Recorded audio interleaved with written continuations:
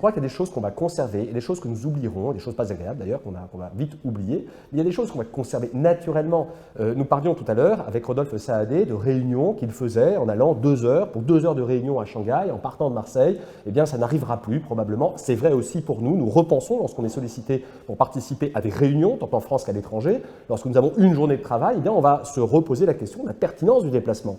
Mais au-delà de ça, ça veut dire que sur la logique logistique, nous allons en tirer des conclusions. Sur la digitalisation et la transformation des entreprises, nous sommes allés suffisamment loin pour ne plus revenir en arrière, probablement. Également dans l'organisation du travail, le télétravail, par exemple, que nous avons tous intégré dans nos entreprises aujourd'hui. BPI France, par exemple, a proposé à ses collaborateurs jusqu'à 2 jours de télétravail. C'était impensable il y a encore un an et demi. Et puis enfin, il y a un enjeu qui est très fort, qui durera probablement plusieurs années, qui est une forme de régionalisation de la reprise et de la relance autour d'un enjeu très européen. Nos entreprises, pour des raisons sanitaires, pour des raisons logistiques et également pour des raisons d'opportunités économiques, vont avoir un enjeu européen sans doute recentré.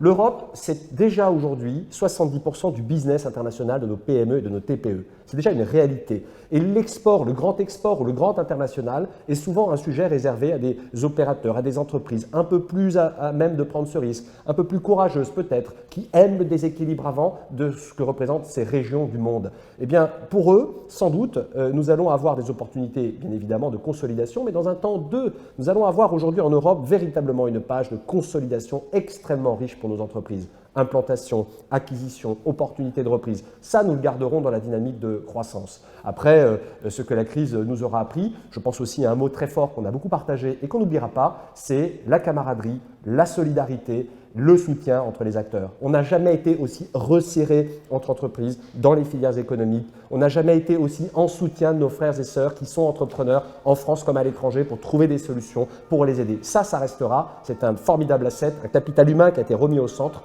de cette équation. Je viens de le citer, et c'est mon dernier point, le capital humain.